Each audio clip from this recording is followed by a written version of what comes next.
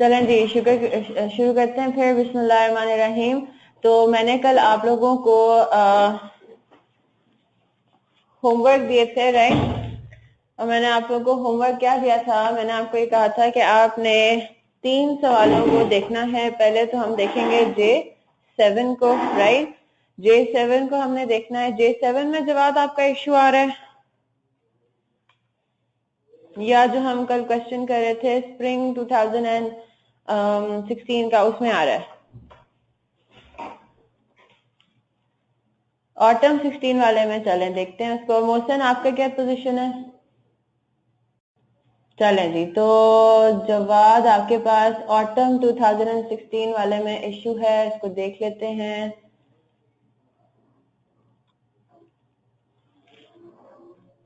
जवाब स्प्रिंग वाला हो गया बच्चे, स्प्रिंग 2016 वो डन है? ठीक है, अल्हम्दुलिल्लाह। उसको एक दफा मतलब उसका मैं सोल्यूशन भी आपके सामने खोलूंगी ताकि आप उसको चेक जरूर कर लो। अगर आपने जैसे सोल्यूशन से अगर चेक नहीं किया तो आप उसका जरा चेक कर लेना कि क्या आपकी फिगर जो है वो सेम उससे मैच कर रही है या नहीं। वैसे तो सही होगा अगर आपका रिकंसाइल हो गया। चलें जी, तो ऑटम 2016 का आपके पास ये सवाल मौजूद है। इसके अंदर क्या है आपके पास? 500 से डेफिसिट आ रहा है। अच्छा ठीक है, कोशिश बहुत कर ली। 500 से 300 से डिफरेंस आना चाहिए। मेरे ख्याल से 300 का डिफिसिट आना चाहिए। 500 का तो शायद नहीं है। इसमें मैं आपको अब एक फनी बात बताऊं। ये क्वेश्चन ऐसा था कि रिकंसाइल हो ही नहीं सकता। आप लोगों ने कोशिश की, राइट? आप लोगों ने कोशिश की, नहीं हुआ रिकंसाइल। 500 तक ले आए थे उसको। अच्छा, ये मैं चाह रही थी कि आप लोग इसको कोशिश करो। अगर तो कोई मुझे बोलता ना मिस रिकंसाइल हो गया तो मैं उससे पूछती मुझे भी बता दो किस तरह से रिकंसाइल हुआ है, और आयका को भी बता दो किस तरह से रिकंसाइल हुआ है। क्योंकि ये इस तरह का सवाल है ऑटम 2016 में। अब ये इसको समझ ले सकते हैं कि आयका आपकी चाल है, एग्जामिनर की चाल है, कि देखते हैं कि जरूरी है कि क्या बच्चा जो है वो उसको रिकंसाइल करके ही छोड़े, या अगर कोई डिफरेंस आ रहा है तो उसको हम किस तरह से उसको शो करते हैं, वो किस तरह उस सिनेरियो में वो उसका कोई पैनिक अटैक तो नहीं होता। तो इसको देखते हैं अभी, ठीक है? आपके पास जहां तक मेरे दिमाग में पड़ा है 300 का डिफरेंस आना चाहिए, लेकिन एनीवे इसको देख लेते हैं, ठीक है?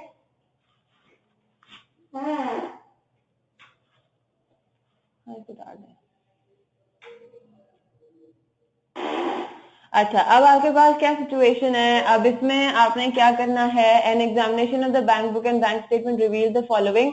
इसमें आपके पास जो आउटस्टैंडिंग चेक्स हैं, आउटस्टैंडिंग चेक्स की जो इन्फॉर्मेशन है उसमें कुछ थोड़ी बहुत गलतियां हैं, राइट? आउटस्टैंडिंग चेक्स हैं यानी कि आपने इनको कैश बुक में एज अ पेमेंट दिखाया हुआ है और बैंक ने अभी तक इनकी पेमेंट नहीं दिखाई, राइट? क्योंकि अब तक ये प्रेजेंट ही नहीं हुए। तो अब ये बात हो रही है कि check of ₹550,000 issued to a supplier bearing an incorrect page name. The check was returned and recorded on 15 जुलाई 2016। तो इसमें क्या करना था? इसमें 50,000 को आपने कहना है कि हमने बिल्कुल, हमने इसका मतलब है कि डिसऑनर्ड की एंट्री पास नहीं की, हमने अब डिसऑनर्ड की एंट्री पास करनी है। बिल्कुल ठीक।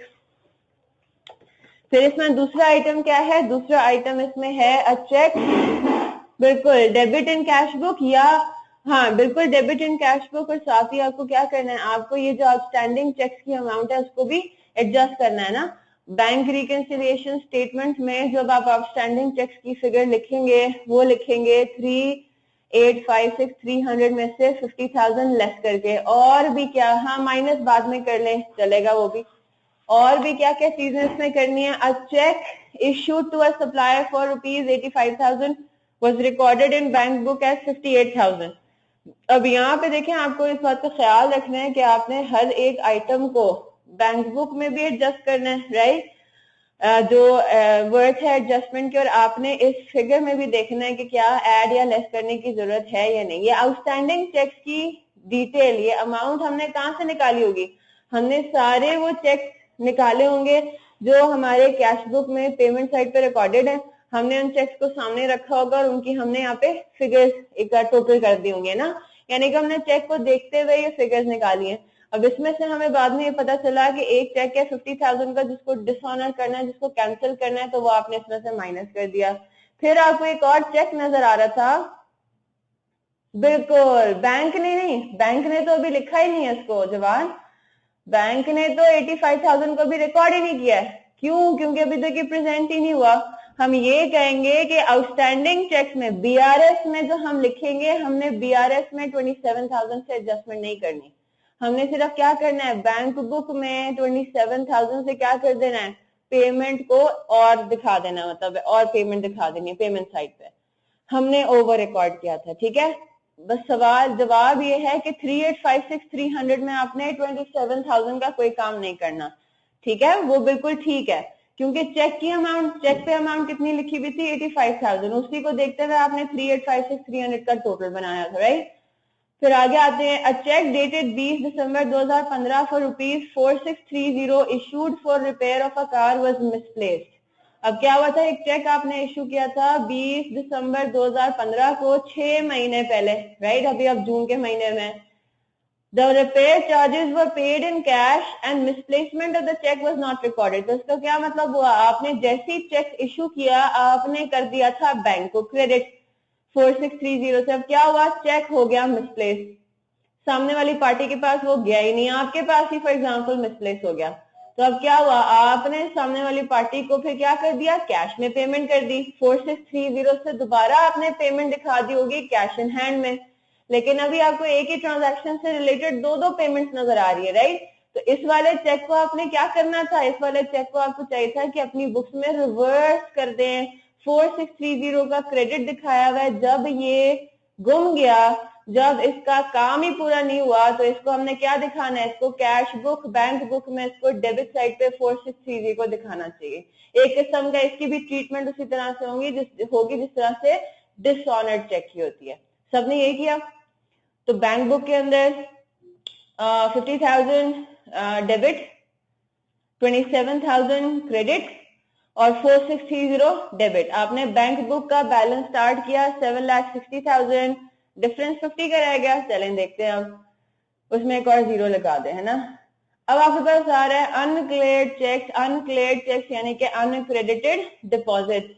A check of ₹3,66,000 received from a customer was returned by the bank as amount invoiced was not in conformity with the amount in figures.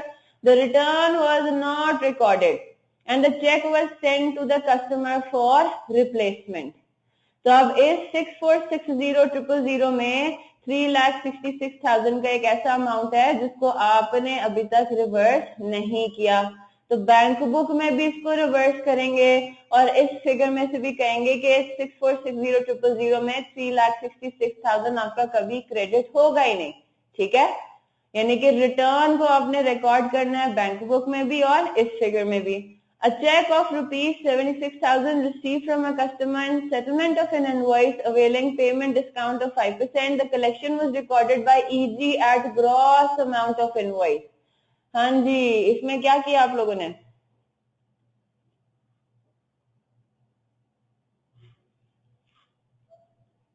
Jawad Mohsin, इसमें क्या किया हुआ है 76,000 वाले में 4,000 से एक्स्ट्रा रिसीट रिकॉर्ड की हुई है। वेरी गुड मोहसिन, आपने भी ये किया,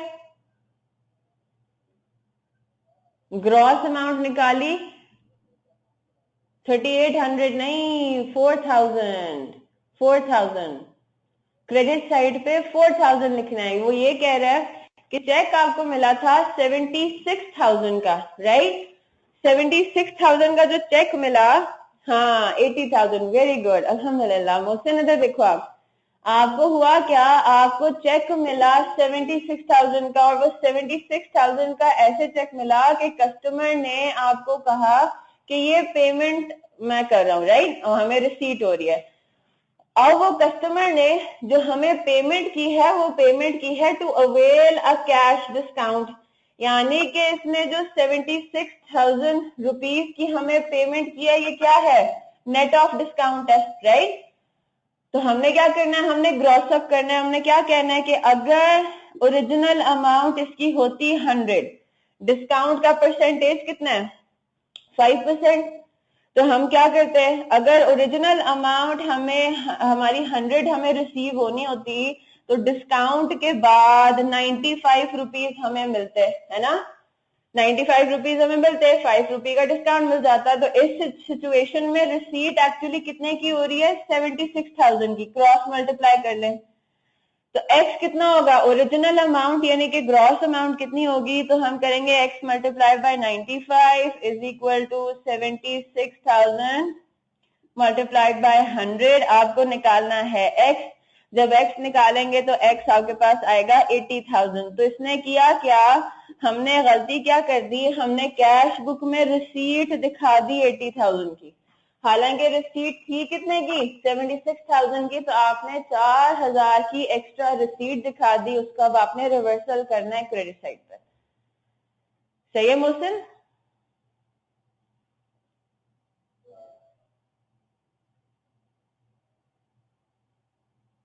हाँ जी, ठीक है ना,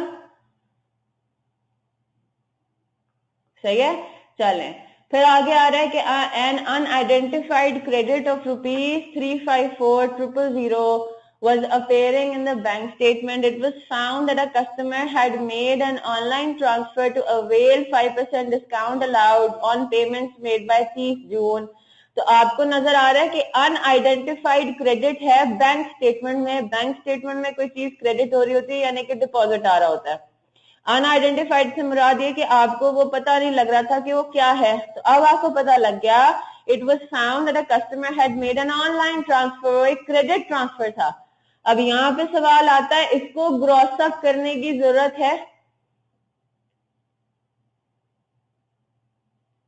3 इस तरह से काम करने की जरूरत है इधर, बिल्कुल भी नहीं। वेरी गुड, इसमें आपको ये काम करने की जरूरत ही नहीं है। आपको ये क्या बात कर रहा है, ये बात ये कर रहा है कि 3,54,000 के आपको पैसे आए थे जो कि आपने अपनी कैश बुक में रिकॉर्ड नहीं किए थे। तो अब आप एडजस्टेड कैश बुक बनाएंगे तो उसमें 3,54,000 को रिकॉर्ड कर लेंगे। फिर आपको ये दिया हुआ है, फॉलोइंग डेबिट और क्रेडिट एडवाइसेस डेटेड 30 जून 2016। हम 30 जून 2016 की बीआरएस बना रहे हैं। अब वो रिसीव जब भी हुई हो हमने रिकॉर्ड उनको कब की बैंक बुक में करना है, 30 जून की, right. Bank charges amounting to ₹850। It has been noted that the bank had overcharge easy by 1250। अब इसमें एक बैंक एरर भी आ रहा है। एक तो आपने बैंक चार्जेस रिकॉर्ड नहीं किए, राइट, और दूसरा एक बैंक ने एरर भी कर दिया। आपने बैंक चार्जेस रिकॉर्ड करने हैं बैंक बुक में 7850 माइनस 1250, जो करेक्ट अमाउंट होगी उसकी, ठीक है। तो बैंक ने आपको एडवाइस भेजी कितने की, 7850। वो बैंक आपको बता रहा है कि इतने के बैंक चार्जेस, और पता यह लगता है कि बैंक ने आपको ओवर चार्ज कर दिया 1250 से। हाँ जी, ठीक है। तो मैं काम ये करती हूँ, मैं ना इसका सोल्यूशन आपके सामने खोल देती हूँ आईकैप की वेबसाइट से, ताकि आपको समझ में। चलें जी, तो ये आपके सामने सोल्यूशन खुला हुआ है, इसको अपने आंसर से कंपेयर कर लें। हमने ये किया है, देखें, हमने शुरू के जो आपके आइटम्स थे उनको देखते जाते हैं। 50,000 का चेक था जिसको आपने डिसऑनर करना था, ये तो आपका बैलेंस ब्रॉट डाउन आ गया, ठीक है, ये आपका बैलेंस ब्रॉट डाउन आ गया जो आपको क्वेश्चन में गिवन था, अनएडजस्टेड बैलेंस बैंक बुक का, और ये आपको यहाँ पे नजर आ रहा है 7,60,000। इसमें सबसे पहले आपको क्या करना था, 50,000 का जो चेक है उसको डिसऑनर करना था। तो ये 50,000 का चेक आपको इश्यू जो किया हुआ था उसको अब आपने डिसऑनर करना है, यानी कि रिसीट साइड पे रिकॉर्ड कर दिया। फिर आपने जो चेक इश्यू किया हुआ था सप्लायर को 85,000 का, वो आपने अपनी बुक में एक कम अमाउंट से रिकॉर्ड कर दिया था 27,000 से, वो आपने अब यहाँ पे पेमेंट रिकॉर्ड कर दी। फिर आपने 4630 का जो चेक मिसप्लेस हो गया था उसको भी एक किस्म का आपने डिसऑनर करना था, आपने इसको भी 4630 से एग्जैक्टली उसी तरह से, वो एग्जैक्टली डिसऑनर्ड नहीं कहलाता लेकिन उसकी ट्रीटमेंट हमने वही करनी है, हमने उसको रिवर्स करना है, ठीक है। फिर अनक्लेयर्ड चेक्स में आते हैं, तो एक चेक है 3,66,000 का, इसके रिटर्न को आपने रिकॉर्ड नहीं किया हुआ था, आपने अब इसके रिटर्न को सॉरी इसके डिसऑनर को रिकॉर्ड कर लिया। आपके पास यहाँ पे डिसऑनर चेक हो गया था, आपने रिसीट दिखा दी थी, लेकिन अब आपने उसका रिवर्सल नहीं दिखाया, रिवर्सल दिखा दिया। फिर आपके पास आया चेक ऑफ 76,000, इसको आपने रिकॉर्ड कर दिया था, रिसीट रिकॉर्ड कर ली थी, कलेक्शन रिकॉर्ड कर दी थी 80,000 पे, यानी कि आपने 4,000 से एक्स्ट्रा रिसीट दिखा दी थी, अब आपने 4,000 से पेमेंट दिखा दी, राइट, उसको काउंटर करने के लिए। फिर आपको एक अनआइडेंटिफाइड क्रेडिट नजर आ रहा था बैंक स्टेटमेंट में, राइट, और पता लगा था कि कस्टमर ने ऑनलाइन ट्रांसफर किया। अगर किसी को ये बात याद भी नहीं आती तो कि क्रेडिट से क्या मुराद है, ये क्या पैसे आ रहे हैं पैसे जा रहे हैं, तो आपको नजर आ रहा है कि customer had made an online transfer, तो जाहिर सी बात है उस कस्टमर ने आप ही को पे किया होगा, आपके पास पैसे आए होंगे, 3,54,000 का आपने यहाँ पे ऑनलाइन ट्रांसफर दिखा दिया। फिर आपने क्या दिखाया, आपको जो डेबिट और क्रेडिट एडवाइसेस रिसीव हुई थी, जो डेबिट एडवाइस रिसीव हुई थी उसमें बैंक चार्जेस थे 7850 के, और आपको ये बात पता है कि इस 7850 में 1250 की ओवर चार्जिंग शामिल है। बैंक बुक को आपने हमेशा याद रखना है, बैंक बुक को आपने परफेक्ट पिक्चर को रिप्रेजेंट करवाना है, राइट, बैंक बुक के थ्रू। तो आप क्या करोगे, आप कहोगे 7850 इज द इनकरेक्ट अमाउंट, मैंने 7850 में से 1250 ओवर चार्जिंग माइनस करके जो एक्चुअल अमाउंट है बैंक चार्जेस का, मैंने उससे दिखाना है बैंक अकाउंट में, एडजस्टेड बैंक बुक में, ठीक है। जो बैंक का एरर है वो हम हमेशा शो करते हैं कहां पे, बीआरएस में, राइट। फिर आपके पास है dividend collected by the bank, यानी कि बैंक ने डिविडेंड आपके बिहाफ पे कलेक्ट किया, यानी कि पैसे आए 50,000 यहाँ आ गए।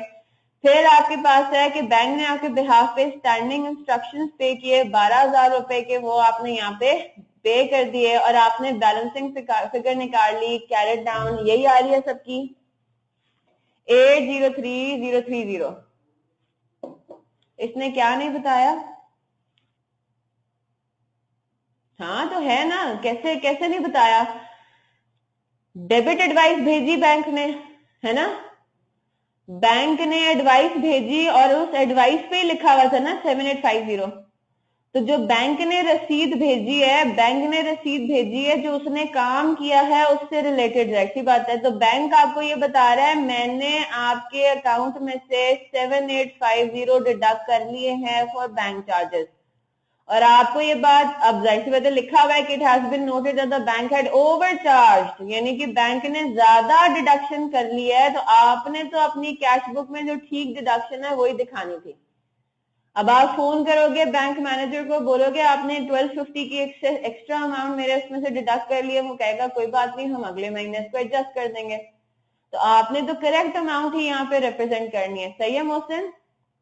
नहीं नहीं, जो चीज रसीद पे लिखी हुई है बैंक ने वही काम किया है ना, ये काम तो नहीं होगा कि बैंक ने 7850 लिखा है और पता चला कि जी उसने ज्यादा अमाउंट डिडक्ट कर लिया, ऐसा नहीं हो सकता। बैंक ने, हम क्या करते हैं, जो चीज ज्यादातर यही होता है ना कि हम जो डॉक्यूमेंट इश्यू करते हैं, हम जो सोर्स डॉक्यूमेंट इश्यू करते हैं उस पे वही अमाउंट लिखी होती है जो हमने काम किया होता है।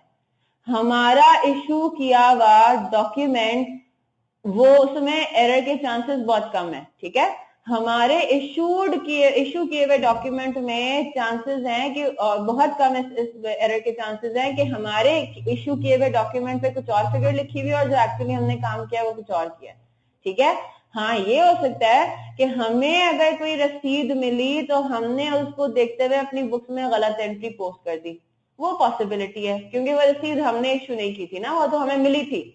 तो देखते हुए डबल एंट्री पोस्ट करना और डबल एंट्री पोस्ट करके रसीद को इशू करना, there are two different things, right. सही है। तो अब आपका बैलेंस कैरेट डाउन आ गया 83,030। 83,030 is your balance as per adjusted bank book, right. फिर आप आ जाते हैं बीआरएस पे। बीआरएस को इन्होंने बनाया हुआ है अपने इस फॉर्मेट 2 से। तो देखिए इसमें भी इन्होंने मेरे वाला ही तरीका इस्तेमाल किया है, ओवरड्राफ्ट को इन्होंने माइनस साइन में प्रेजेंट किया है, ठीक है। Balance as per bank statement में को इन्होंने नेगेटिव उसमें किया हुआ है। फॉर्मेट 2 में हम क्या करते हैं, लेस करते हैं अनप्रेजेंटेड चेक्स, लेस करते हैं आउटस्टैंडिंग चेक्स। तो देखिए इसने यहीं पे एडजस्टमेंट दिखा दी कि ओरिजिनल अमाउंट कितनी थी, 3,856,300, राइट। इसमें हमें ये बात पता है कि हमने ये 50,000 वाला चेक रिवर्स करना था और 4,630 का चेक रिवर्स करना था। तो 3,856,300 माइनस 50,000 माइनस 4,630, तो जो आपके पास आंसर आएगा कितना आएगा, कैलकुलेट करें, बताएं कितना आ रहा है आउटस्टैंडिंग चेक्स का आंसर। इधर बेसिकली इन्होंने वही काम किया है, 3856 300 माइनस साइन में लेके यहाँ पे दो चीजें प्लस कर दी, यानी कि इक्वल ही हो गया। नहीं, इक्वल नहीं हो सकता, 300 का डिफरेंस आ रहा है, ये देखें 300 का अनआइडेंटिफाइड डिफरेंस आ रहा है।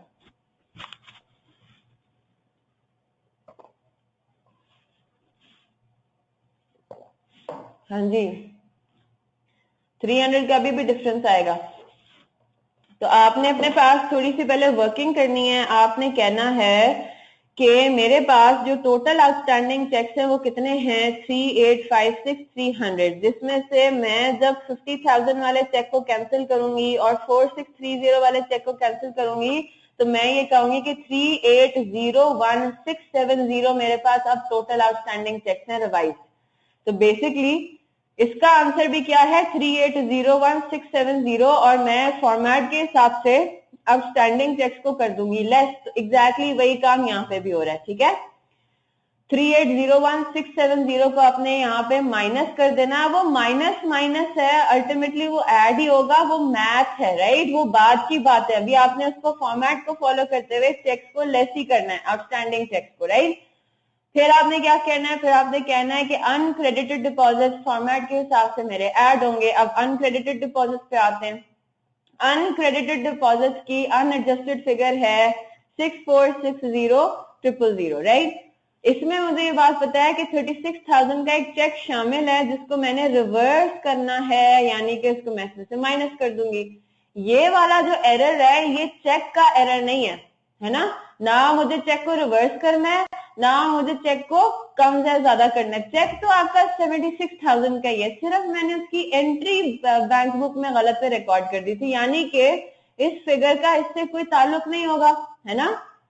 6460 में तो आपने चेक को देखते हुए अमाउंट लिखी होगी, तो चेक आपने देखा 76,000, इसकी एडजस्टमेंट की कोई जरूरत नहीं है। तो अब आपके पास टोटल अनक्रेडिटेड डिपॉजिट हो जाएंगे 6094,000। 6094,000 को आपने उसी तरह से यहाँ पे क्या करना है, ऐड करना है। ये बेसिकली यही काम हो रहा है, ठीक है। अब आ जाए बैंक एरर पे। अब बैंक एरर क्या था आपका, ये वाला चीज तो आपकी बैंक बुक में एडजस्टमेंट करनी थी 3,54,000 की, वो आप कर चुके हैं, राइट। बैंक स्टेटमेंट में तो ये चीज ऑलरेडी आ रही है, यानी कि अब आपका बैंक स्टेटमेंट और कैश बुक सेम लेवल पर आ गए, इस मामले से रिलेटेड कोई डिफरेंस नहीं है। फिर आते हैं इधर। अब यहाँ पे हमें नजर आ रहा है कि बैंक ने एक गलती कर दी थी, bank had overcharge easy by ₹1250। तो हम क्या करते हैं, हम फॉर्मेट को देखते हैं कि हमारा डेस्टिनेशन पॉइंट क्या है। हमारा डेस्टिनेशन पॉइंट है बैंक बुक। हम ये कहेंगे बैंक बुक में हमने कितने बैंक चार्जेस रिकॉर्ड किए हैं, 6600, 6,600। बैंक ने कितने बैंक चार्जेस रिकॉर्ड किए, 7850, ओवर चार्जिंग कर ली ना। तो हम क्या करेंगे, हम ये करेंगे कि अगर बैंक ने भी 6600 के ही बैंक चार्जेस रिकॉर्ड किए होते तो हमारा कोई डिफरेंस नहीं आता। हमने क्या कहना है, हमने ये कहना है कि 1250 की पेमेंट हमने बैंक बुक में नहीं दिखाई हुई। यहाँ पे देखें 1250 की पेमेंट हमने यहाँ नहीं दिखाई हुई। तो अगर बैंक भी बैंक स्टेटमेंट में ये पेमेंट ना दिखाता, यानी कि अगर वो हमारे बैंक में ये पेमेंट रिवर्स कर दे, रिसीट दिखा दे, तो हमारा और उसका बैलेंस भी मैच कर जाएगा। हम क्या कह रहे हैं कि अगर बैंक भी रिसीट होता हुआ दिखा दे 1250, यानी कि पेमेंट, एक्स्ट्रा पेमेंट को रिवर्स कर दे, रिसीट दिखा दे, यानी कि बैंक बैलेंस हमारा बढ़ा दे, यानी कि ऐड करना है हमें। बैंक एरर को ऐड या लेस दोनों कर सकते हैं, इसमें आपने मौके के हिसाब से देखना है, ठीक है। जब आप ये काम कर लेंगे तो उसके बावजूद आपका बैलेंस जो है वो एडजस्टेड बैलेंस पर बैंक बुक ये नहीं आएगा। आपका डिफरेंस आ रहा होगा 300 का, 300 का डिफरेंस है, 500 का नहीं है, ठीक है।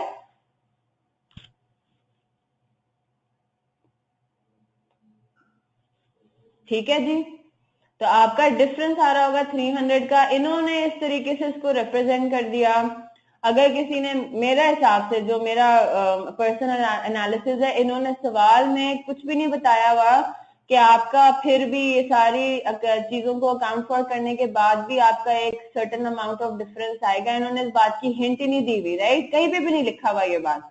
हो सकता है लिखा हुआ दे दे, हो सकता है वो आपको लिखा हुआ दे दे कि सारे काम करने के बावजूद जो है वो BRS वोंट मैच या समथिंग लाइक दैट, राइट? तो अब इसमें क्या है, अगर किसी बच्चे ने बस इतना कर लिया और उसका फिर भी ये बैलेंस नहीं आया, balance as per bank book 803030 नहीं आया, तो मेरे हिसाब से तो उसको फुल मार्क्स मिल जाएंगे, ठीक है?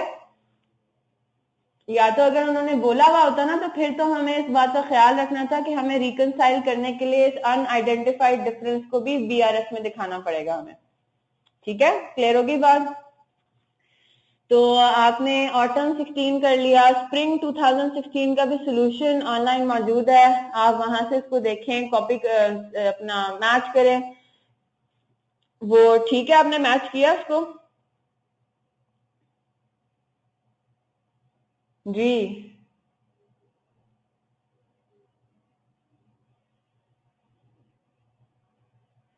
दोनों ने?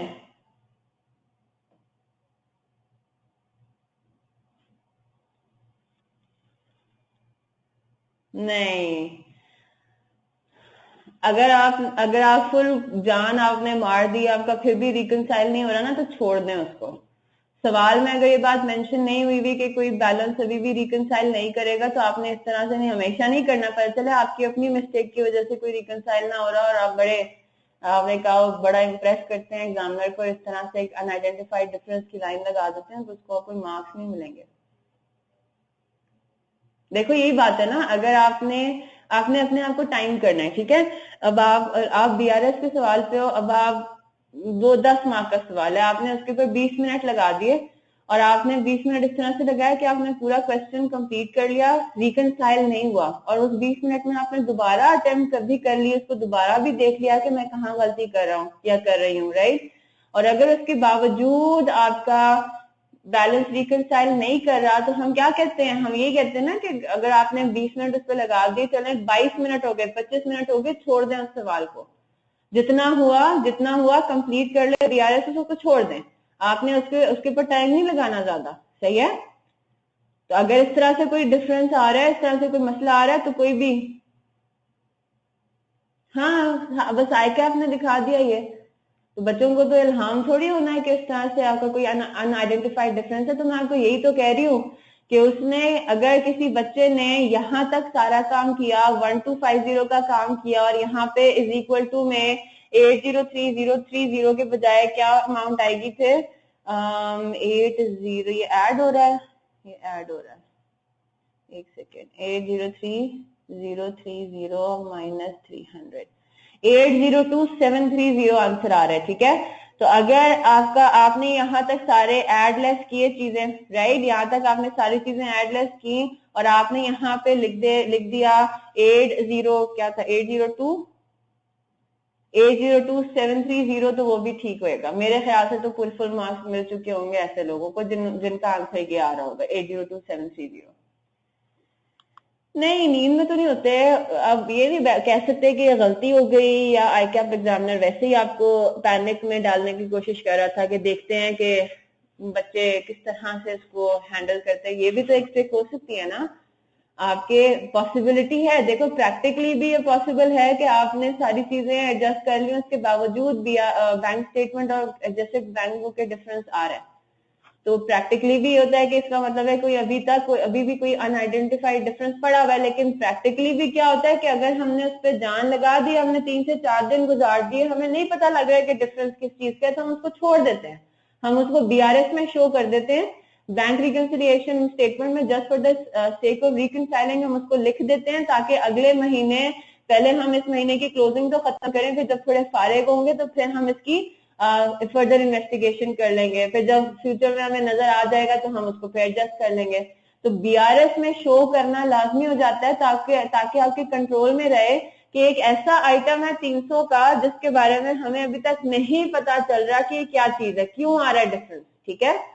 तो ICAP हो सकता है इस तरीके से आपको टेस्ट कर रहा हो, और मेरे ख्याल से ज्यादा चांसेस इसी चीज के हैं कि एग्जामिनर ने आपको इस तरह से टेस्ट किया हो कि बच्चे करते क्या हैं उसमें, क्या जबरदस्ती किसी ना किसी तरीके से रिकंसाइल कर देते हैं उसको, या क्या टेक्निक अपनाते हैं, क्या उस पर वो टाइम अपना कितना लगाते हैं। तो देखो यही तो ट्रिक है, आपने टाइम मैनेजमेंट इसीलिए सीखनी है कि अगर एक क्वेश्चन आपका बैलेंस नहीं कर रहा, रिकंसाइल नहीं कर रहा, आपने उस पर टाइम जाया नहीं करना। क्योंकि देखो अगर फॉर एग्जांपल किसी बच्चे ने बिल्कुल ठीक ठीक किया, 802730 उसका आंसर आ गया, वो 10-15 मिनट और अगर उस पर लगा दे, कुछ होने वाला तो है नहीं, है ना, कुछ होने वाला तो है नहीं। फिर वो पता नहीं क्या चीजों को कट पेस्ट कट कर दे कि ये मैंने गलत किया हुआ है, इस वजह से शायद मेरा रिकंसाइल नहीं कर रहा, तो उसका ठीक हुआ हुआ आंसर फिर गलत हो जाएगा, राइट। ठीक है, तो आपने उसकी बिल्कुल भी टेंशन नहीं लेनी। फाइनल अकाउंट्स में भी जब हम बैलेंस शीट वगैरह बनाएंगे, उसमें भी अगर बैलेंस ना करें, एक दफा बस उसको चेक करें कि कहीं कोई बहुत बड़ी बस स्टूपिड और सिली मिस्टेक तो नहीं कर दी आपने। आपने एक दफा उसको रीचेक किया, नहीं मिस्टेक नजर आई, टाइम उस पर नहीं लगाना, मूव ऑन। ठीक है, तो ये आपकी छोटी छोटी ट्रिक्स हैं, इनको आपने फॉलो करते रहना है। अच्छा जी, तो J7 हो गया था सबसे,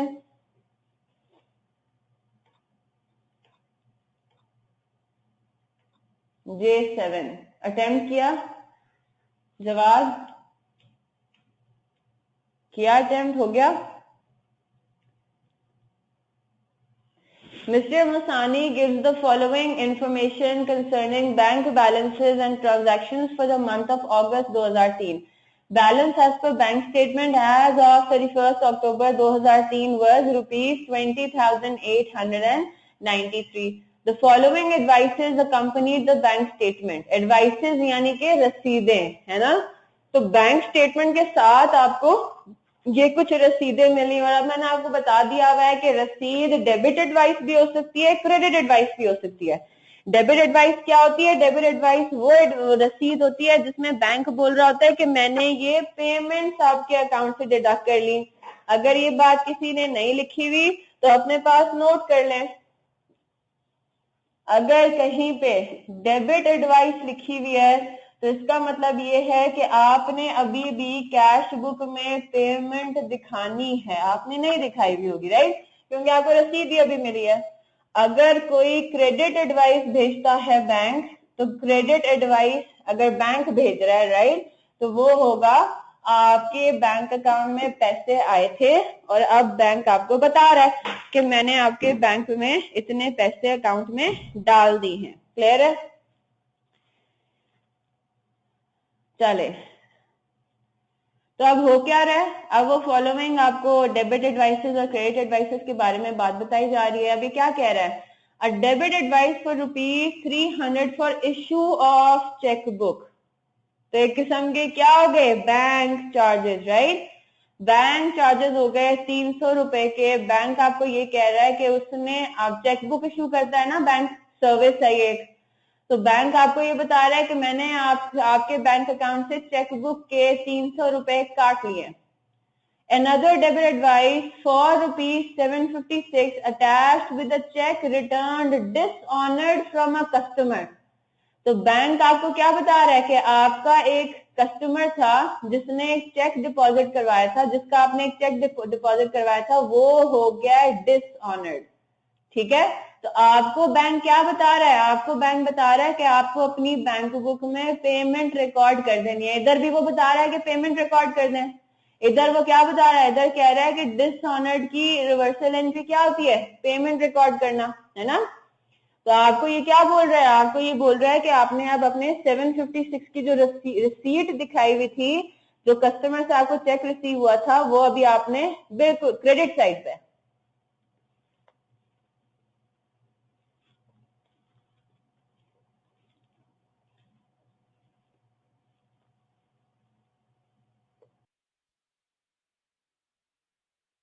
पेमेंट थोड़ी हुआ, रिसीट डिसऑनर हुई।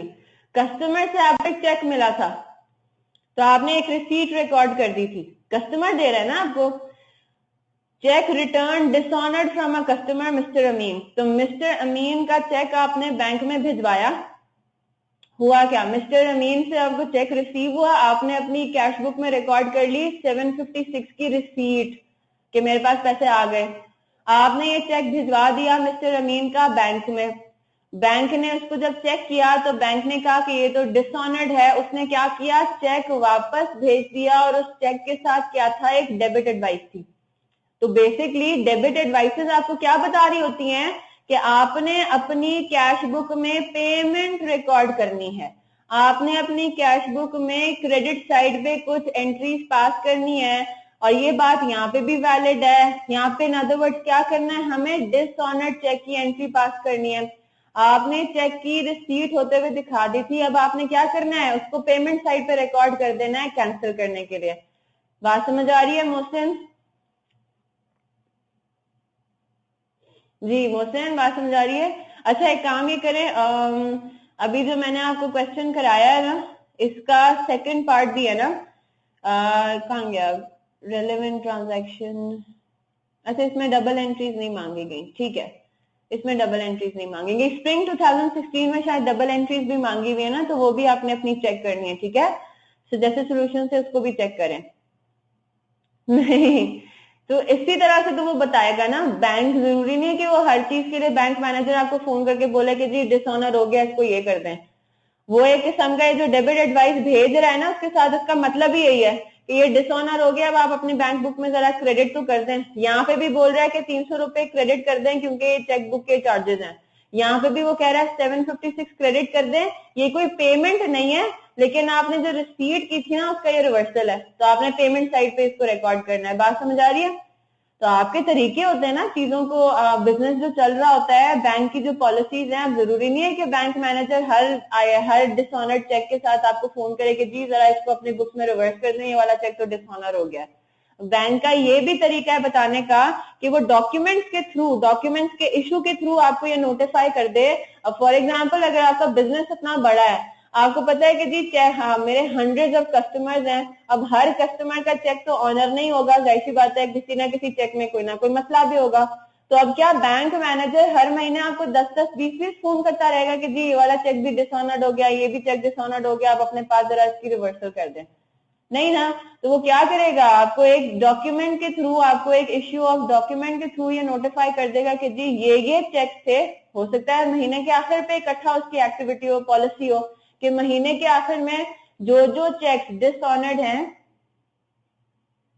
नहीं नहीं नहीं, देखो बस आपने याद क्या रखना है कि अगर बैंक से डेबिट एडवाइस रिसीव हो रही है तो आपने अपनी कैश बुक में पेमेंट साइड पे रिकॉर्डिंग करनी है, ठीक है। अगर बैंक आपको क्रेडिट एडवाइस भेज रहा है तो आपने अपनी कैश बुक की रिसीट साइड पे उसको रिकॉर्ड करना है। आप यहाँ पे देखो, ये भी डेबिट एडवाइस है, ये भी 300 रुपए, ये आपने क्रेडिट साइड पे दिखा दिया बैंक चार्जेस के नाम से या चेक बुक चार्जेस के नाम से, ये भी डेबिट एडवाइस है।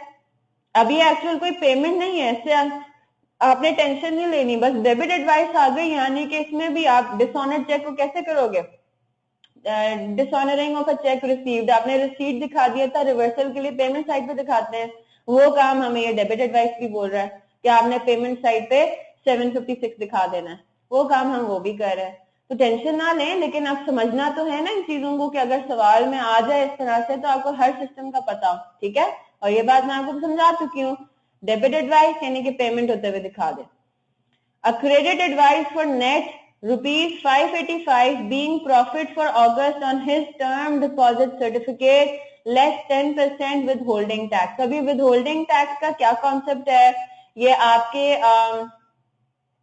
डेबिट साइड पे बचे जवाब क्रेडिट एडवाइस है, यानी कि अब आपको एक रिसीट दिखानी है, कैश बुक में रिसीट साइड पे दिखाना है, डेबिट साइड पे दिखाना है। ऑपोजिट हो रहा है ना, बैंक अगर आपको क्रेडिट एडवाइस भेज रहा है, हमने डेबिट करना है, हमारा ऑपोजिट होता है ना।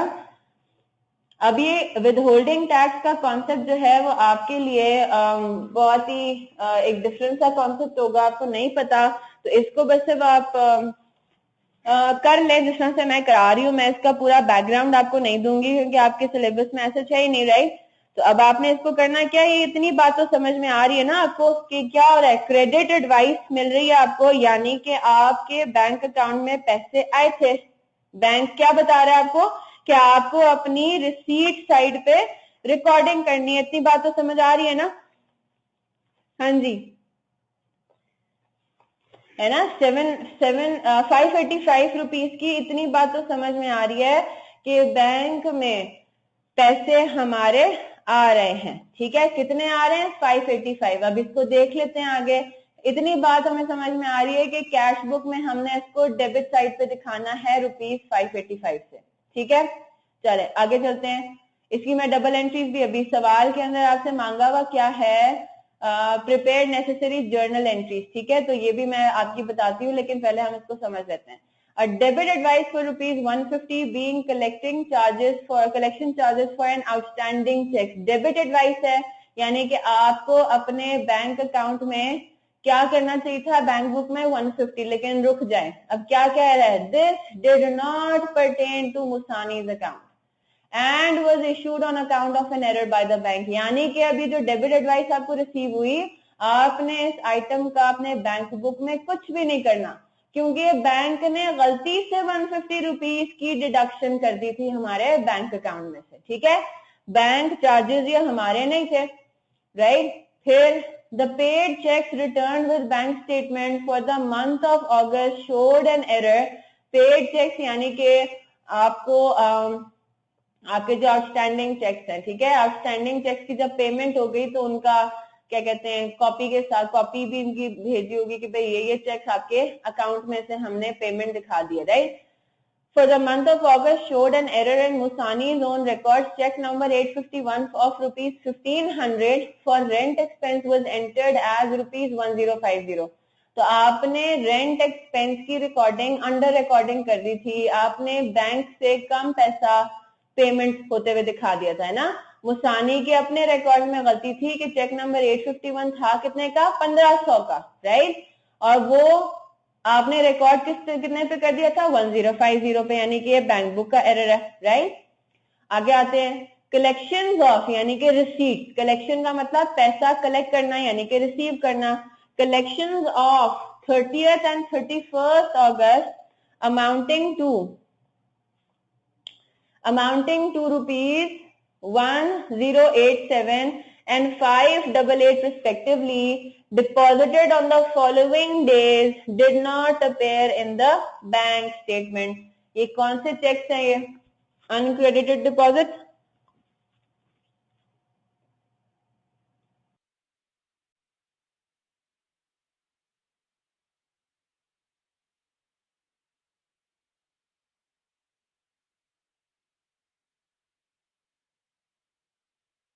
नहीं, अनप्रेजेंटेड चेक थोड़ी। कलेक्शन के केस में क्या होता है? अनक्रेडिटेड डिपॉजिट होगा ना। अनप्रेजेंटेड चेक्स तो पेमेंट्स के केस में होता है कि आपने चेक्स इश्यू कर दिए, आपने पेमेंट करनी है और अब तक प्रेजेंट नहीं हुए। रिसीट के केस में क्या होता है? रिसीट के केस में, कलेक्शन के केस में अनक्रेडिटेड डिपॉजिट होता है, राइट। कि आपने चेक्स आपको मिल गए थे 1087 और 588 के, राइट। मोहसिन, कलेक्शंस की थी आपने, पैसे आपको मिले थे, जैसे ही आपको चेक मिले आपने अपने पास रिसीट दिखा दी, लेकिन बैंक स्टेटमेंट ने उसको रिसीट नहीं दिखाया, यानी कि क्या आ गया आपके पास? Uncredited deposit. फिर वो बता रहा है checks outstanding on 31st August पर इतना इतने इतने इतने। चेक नंबर 456, ये वाला check number 456 issued for purchase of goods is now time barred and must be reversed। तो हमने इसकी कैश बुक में रिवर्सल करनी है। आपके पास आउटस्टैंडिंग चेक्स की लिस्ट में आ रहा था चेक नंबर 456 भी, लेकिन अब क्या पता लगा 456 की रिवर्सल करनी है, क्योंकि अब वो टाइम बार हो गया। मुसानीज own record showed the following position. Cash at bank में बैलेंस इतना, मंथ की रिसीट्स इतनी, मंथ की पेमेंट्स इतनी, यानी कि आपको अब इसमें क्लोजिंग बैलेंस भी एक किस्म का निकालना है ना, क्लोजिंग बैलेंस भी निकालना है। सबसे पहले तो हम इसकी जर्नल एंट्रीज पास कर लेते हैं। जर्नल एंट्रीज हमने किस किस की पास करनी है? वो डेफिशिएंसीज जो हमारी कैश बुक में थी, क्योंकि हम अपनी कैश बुक को एडजस्ट करेंगे, राइट। जो डेफिशिएंसीज बैंक स्टेटमेंट में थी वो हमारा काम थोड़ी है। तो इसका मतलब ये हुआ कि हमने अभी जर्नल एंट्रीज पास करनी है उन आइटम्स की जहां पे हमारी कैश बुक में रिकॉर्डिंग नहीं हुई थी। जैसे ये debit advice for ₹300 for issue of chequebook, ये वैलिड पेमेंट है जिसकी हमने पेमेंट नहीं दिखाई हुई थी, तो आपने पार्ट ए के पार्ट 1 की डबल एंट्री क्या पास कर देनी है, इसको आप बैंक चार्जेस ही कह दो, एक्सपेंस है। बैंक चार्जेस डेबिट 300 और देखें ये बैंक क्रेडिट हो रहा है ना 300, हमें पास करनी है अभी एंट्री, हमें इसकी अभी रिकॉर्डिंग करनी है, ठीक है, फॉलो करें सारे। तो इसकी जर्नल एंट्री पास हो गई ये, जब हमें ये मिल जाएगा तो हमने ये एंट्री पास कर देनी है। फिर क्या हो रहा है, अनदर डेबिट एडवाइस फॉर ₹756। अब वो जो पूरी आगे डेफिनेशन दे रहा है, जो इंफॉर्मेशन दे रहा है, वो इसलिए ताकि हमें डबल एंट्री पास करते हुए आसानी हो जाए, राइट। इतनी बात तो हमें पता है कि हमने डिसऑनर करना है चेक रिसीव्ड को, यानी कि बैंक साइड पे हमने जो रिसीट दिखाई हुई है उसको अब हमने पेमेंट होते हुए दिखाना है, यानी कि बैंक को तो करना है क्रेडिट। अब डेबिट किसको करेंगे, कस्टमर को, राइट। अकाउंट्स पेबल को, अकाउंट्स रिसीवेबल को चाहे तो मिस्टर अमीन का ही नाम लिख दें। क्या अब हमने क्या कर दिया, मिस्टर अमीन के नाम से दोबारा क्या कर देना है, रिवर्सल बुक कर लेना है। हमने कहना है कि मिस्टर अमीन ने अभी भी हमारे 756 रुपीज देने हैं, क्योंकि उन्होंने जो हमें चेक दिया था वो तो गलत चेक था, राइट। आगे आ जाएं। अब ये कह रहा है, a credit advice for net ₹585 being profit for August on his term deposit certificate less 10% with holding tax. अब इसमें आप बिल्कुल टेंशन ना लें, जो मैं आपको लिखवा रही हूँ उसको लिख लें। विद होल्डिंग टैक्स का कॉन्सेप्ट आपको नहीं पता, ये जो क्वेश्चन है, लेट मी सी, ये बहुत पुराना सवाल है, ऑटम 2003 का है, ठीक है। तो ये अच्छा खासा एक किस्म का अच्छा खासा पुराना हो गया, 10 साल से भी ऊपर हो गए, राइट। तो उस टाइम पे हो सकता है टैक्स भी साथ में पढ़ते हो या कुछ आइडिया उसमें टैक्स का भी हो, तो इसमें अब आपने टेंशन बिल्कुल भी नहीं लेनी। आपको इतनी बात जरूर पता है कि मुझे बैंक को डेबिट करना है 585 से। अभी आप सिर्फ लिख लो कि जो मैं लिखवा रही हूँ, बैंक को आपने 585 से डेबिट किया कि आपके बैंक अकाउंट में पैसे, इसके दो तरीके हैं रिकॉर्डिंग करने के, ठीक है। 585 रुपीज जो है वो आपके बैंक में आए। अब इसमें आपको ये बात बता रहा है कि ये जो 585 रुपीज है ये कैलकुलेट हुआ है, ये कोई इनकम हुई है, ठीक है, इंटरेस्ट इनकम है। टर्म डिपॉजिट सर्टिफिकेट्स क्या होते हैं, आपका इन्वेस्टमेंट का एक इंस्ट्रूमेंट होता है। जैसे फॉर एग्जांपल अगर मेरे पास 10,000 रुपए पड़े हुए ना कैश, तो मैं क्या करूंगी, मैं कहूंगी कि अगर मैंने 10,000 रुपए अपने पास रखे तो वो खर्च हो जाएंगे, राइट, या चोरी होने का खर्चा है या जो भी, तो मैं क्या कर सकती हूँ, मैं 10,000 रुपीज के टर्म डिपॉजिट सर्टिफिकेट खरीद सकती हूँ, ठीक है। ये TFCs वैसे बैंक से ही बंदा परचेज करता है, ये एक सर्टिफिकेट टाइप के होते हैं। आपने 10,000 रुपए बैंक को देने हैं और वो आपको TFCs दे देगा, सर्टिफिकेट दे देगा। वो क्या कर रहा है, बैंक आपसे 10,000 रुपए ले रहा है, वो फिर आगे अपने कामों में इस्तेमाल करेगा, जो मैं पूरा सिस्टम आपको समझा चुकी हूँ, ठीक है। फिर आपको क्या मिलेगा, उसके अगेंस्ट आपने जाहिर सी बात है बैंक को पैसे दिए हुए ना 10,000 के, तो उसके अगेंस्ट आपको मिलेगा इंटरेस्ट इनकम, जिसको हम प्रॉफिट कहते हैं, प्रॉफिट ऑन TFCs, ठीक है। तो अब क्या हो रहा है, बैंक आपको ये बता रहा है कि मैंने 585 रुपीज का प्रॉफिट आपके बैंक अकाउंट में डाल दिया, इंटरेस्ट डाल दिया, राइट। और ये क्या है, profit for August on his TFC less 10% with holding tax. तो हुआ क्या, बैंक आपको ये भी बता रहा है, देखें टैक्स का थोड़ा बहुत तो आइडिया होगा ना आपको, तकरीबन हर कंट्री में टैक्स का एक मैटर होता है। वो क्या होता है कि जी आपकी जितनी भी कमाइयां हैं, जितने भी आपके इनकम्स हैं, आपने उनके ऊपर गवर्नमेंट को टैक्स देना है, राइट। तो कुछ टैक्स जो है वो देने वाली पार्टी भी डिडक्ट कर लेती है। ये हमें प्रॉफिट किसने दिया, ये इनकम हमें किसने दी, बैंक ने दी। तो बैंक हमें इनकम देते हुए, पैसे देते हुए, वो कुछ पैसे काट भी लेता है, राइट। तो वो बताया जा रहा है कि 10% पैसे उसने काटे। इसका क्या मतलब हुआ, हमारा एक्चुअल प्रॉफिट कितना था, हमारा एक्चुअल प्रॉफिट था, इसको अगेन उसी तरह से कर ले कि अगर ओरिजिनल अमाउंट हमारी 100 रुपए थी, बिल्कुल ठीक, जिससे हमारी अगर ओरिजिनल अमाउंट प्रॉफिट की 100 रुपए होती तो हमें कितना मिलता उसमें से, और अगर 10% आपका विद होल्डिंग टैक्स होता, विद होल्डिंग टैक्स यानी कि बैंक जो है वो हमें 100 रुपए देते हुए 10 रुपए उसमें से काट लेगी, हमें मिलेंगे कितने, नेट 90 रुपीज। यहाँ पे हमें कितने नेट मिल रहे हैं? 585। तो ओरिजिनल अमाउंट कितना होगा? आपको एक्स निकालना है, तो आपके पास ओरिजिनल अमाउंट होगा इसका 650 रुपीज।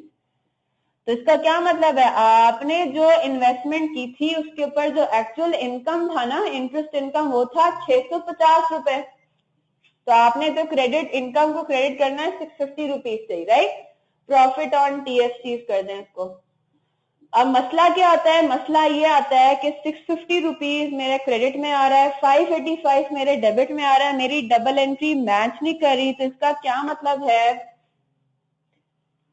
65 रुपीज का मेरे पास शॉर्टफॉल है और इसको बस अब अपने पास लिख दें, इसको हम कहते हैं एडवांस टैक्स। ठीक है, हुआ क्या, आपकी टोटल इंटरेस्ट इनकम बनती थी 650 रुपीज, जिसमें से 585 बैंक ने आपके पास डाल दिए और 65 रुपीज डिडक्ट करके क्या, उसको हम कह देंगे हमने एडवांस टैक्स पे किया। इसकी क्या निटिग्रिटीज है उसमें जाने की जरूरत नहीं है, बस इतना कर लें यही काफी है। ठीक है, क्या होता है, क्यों होता है, कैसे होता है, we are not studying tax. नहीं बच्चे देखो, 585 को 10% से इंक्रीज करना क्या मतलब हुआ, 585 का 10%। इधर हम क्या कर रहे हैं, इधर हम 585 को डिवाइड कर रहे हैं 95% से, राइट? 585 को 95% से डिवाइड करना और 110% से इंक्रीज करना, they are two different calculations. खुद करके देखो आप, परसेंटेजेस का खेल है ना ये, तो इसमें अलग अलग चीजों के इसमें बड़ा ख्याल रखना पड़ेगा। इसका मतलब ये नहीं है कि 585 का 10% विद होल्डिंग टैक्स डिडक्ट कर लिया। इसका मतलब ये है कि जो भी एक्चुअल अमाउंट थी उसका 10% डिडक्ट किया तो आंसर 585 आया। ठीक है, सही है। अब आ जाएं, इसको भी रहने दें, बस छोड़ दें, इसके ऊपर ज्यादा टाइम नहीं लगाएं। नहीं होता सही, रहने दें। ठीक है, या आपके कोर्स में है भी नहीं, टैक्स वगैरह आपको नहीं पता। अब आगे आ जाएं, a debit advice for ₹150 being collection charges. अब ये क्या था, ये तो बैंक का एरर था, इसका हमने डबल एंट्री तो कोई पास करनी नहीं है, राइट? फिर आगे आ जाएं, और किस किस की हमें डबल एंट्री पास करनी है, हमें ये हमने कैश बुक में एरर किया था, हमने रेंट एक्सपेंस को रिकॉर्ड किया था 1050 पे, एक्चुअली रिकॉर्ड कितने पे करना चाहिए था, 1500 से। तो आपको इतनी बात का आइडिया है कि बुक्स ऑफ प्राइम एंट्रीज में भी अगर आप देखो तो कहीं पे भी जहां पे आता था कि बुक्स में एरर हो गया तो हम क्या कहते थे, डबल एंट्री गलत हो गई, राइट? यहाँ पे भी इन्होंने टर्म क्या इस्तेमाल किया है, रिकॉर्ड में गलती होगी, तो हम इसमें अज्यूम यही करेंगे कि बुक्स में गलती हो गई, डबल एंट्री गलत पड़ गई। आपको रेंट एक्सपेंस को डेबिट करना चाहिए था 1500 से, आपने डेबिट कर दिया 1050, यानी कि रेंट एक्सपेंस को भी 450 से अंडर रिकॉर्ड कर दिया। अब हम उसको ठीक रिकॉर्ड करेंगे, और बैंक को भी आपने अंडर रिकॉर्ड कर दिया 450 से। क्लियर है यहां तक? हाँ जी मोहसिन, जवाब?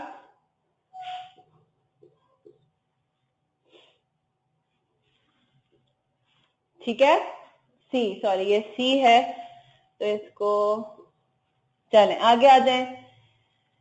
अच्छा, फिर ये जो आइटम है ये तो बैंक के पार्ट पे डेफिशिएंसी है ना, अनक्रेडिटेड डिपॉजिट्स है, इसमें हमने तो कोई डबल एंट्री पास नहीं करनी। अब यहाँ पे आ जाते हैं, यहाँ पे हमें पता लगता है कि चेक नंबर 456 की जो आपने पेमेंट की एंट्री पास की हुई थी, आपने अब उसको करना है रिवर्स, राइट?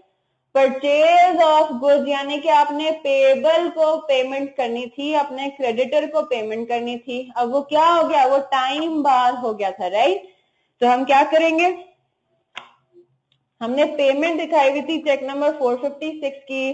अब ये आइटम है आपका ई, हमने पेमेंट दिखाई हुई थी, अब हम दिखा देंगे रिसीट। चेक नंबर 456 का अमाउंट कितना है, 839।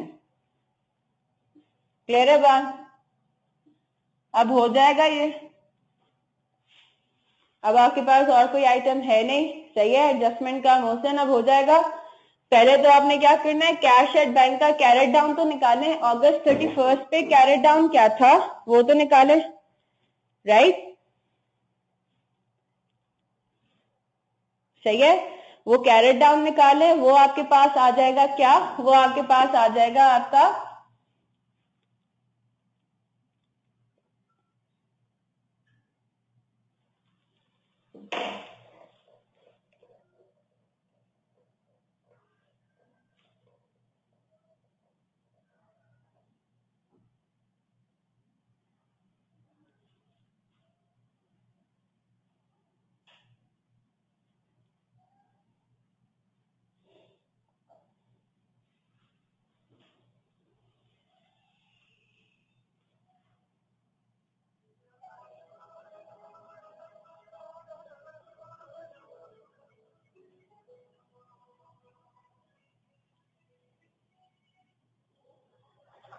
अस्सलाम वालेकुम मिस, कैसी हैं आप?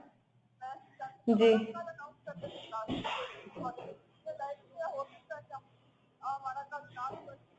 ठीक है ठीक है ठीक है ठीक है, सही। तो मैं उनको क्या बोलूं अभी कि कल अनाउंस हो जाएगा? ठीक है ठीक है सर, ठीक है ठीक है ठीक है, ओके ओके। जी अस्सलाम वालेकुम, आवाज आ रही है सबको?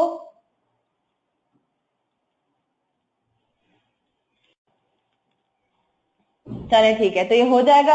आप क्या करें, बिल्कुल उसी तरीके से पहले आप अगस्त 31 का अनएडजस्टेड कैरेट डाउन तो निकालें इस इंफॉर्मेशन को यूज करके।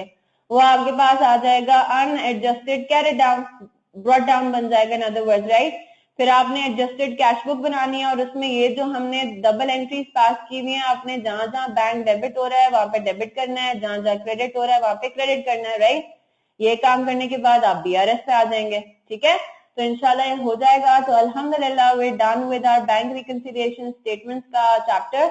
बहुत ही इंटरेस्टिंग सा चैप्टर है। बस अपने देखो कॉन्सेप्ट आपको सारे पता है, कॉन्सेप्ट आपको सारे आते हैं। डेबिट एडवाइस क्या होती है, क्रेडिट एडवाइस क्या होती है, उनसे रिलेटेड हमें करना क्या है, राइट।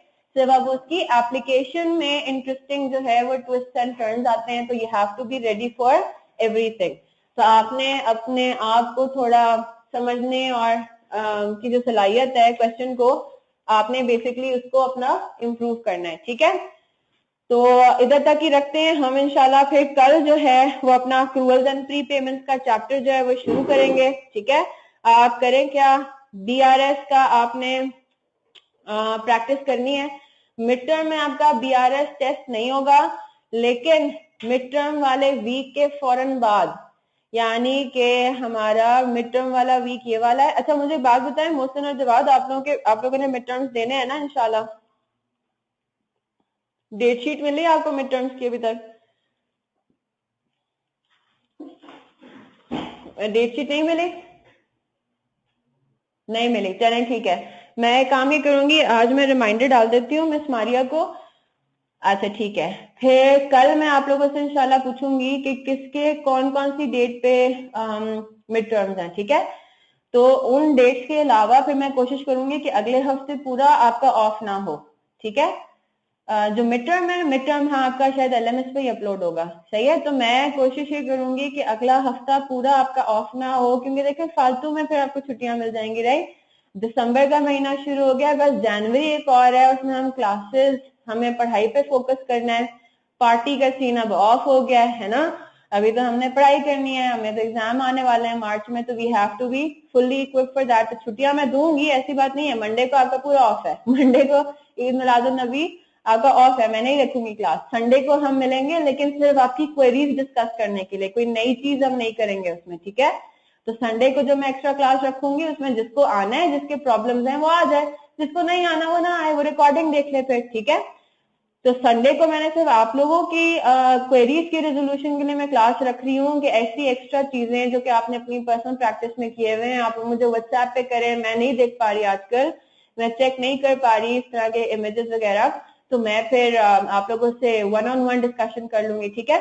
तो वही वाला काम है जो मैं आपको व्हाट्सएप पे और एसएमएस वगैरह पे आप लोग मेरे से पूछ रहे होते हो, हमने वही काम अभी ऑनलाइन आके करना है, ठीक है। तो आसानी है कि ज्यादा मुझे कन्वीनियंट लगता है, ठीक है। तो हम संडे को वो मिल रहे हैं, जितने भी आप, हाँ जी टाइमिंग में इंशाल्लाह कल बताऊंगी, लेकिन सुबह की होंगी, ठीक है, सुबह की होंगी। तो आप लोगों की जितनी भी क्वेरीज हैं, अभी आप मिड टर्म की अगर तैयारी कर रहे हो तो books of prime entries, control account, BRS, provision, BRS तो है नहीं, प्रोविजन तक जितनी भी आपकी क्वेरीज है आप संडे को इंशाल्लाह मेरे से पूछ लेना, ठीक है।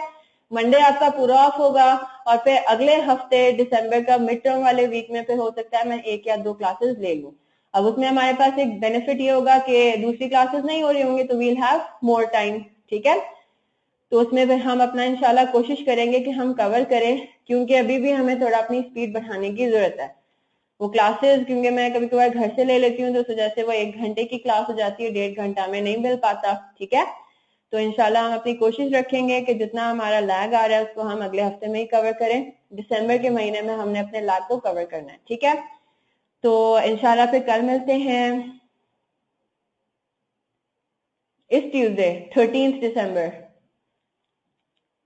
बस अभी आपकी जो सैटरडे संडे को क्लास होगी, 12 को छुट्टी है, 13 को आपका पेपर मिड टर्म, 13, 14, 15, 16, 17 वैसे तो पूरे 5 दिन ही है क्योंकि कैफ के सारे एग्जाम्स के हैं, ठीक है, पेपर्स के हैं। तो उसमें जितने आप लोगों के जिस जिस दिन में होंगे वो मैं छुट्टी दे दूंगी। फिर अगर ऐसा कोई है कि किसी का दो सब स्टूडेंट्स का कोई दिन अगर फारिग है, उसमें कोई पेपर नहीं दे रहा, तो फिर हम उसमें क्लास रख लेंगे, ठीक है जी। चलें इंशाल्लाह फिर कल मिलते हैं। Have a very nice day. Allah Hafiz.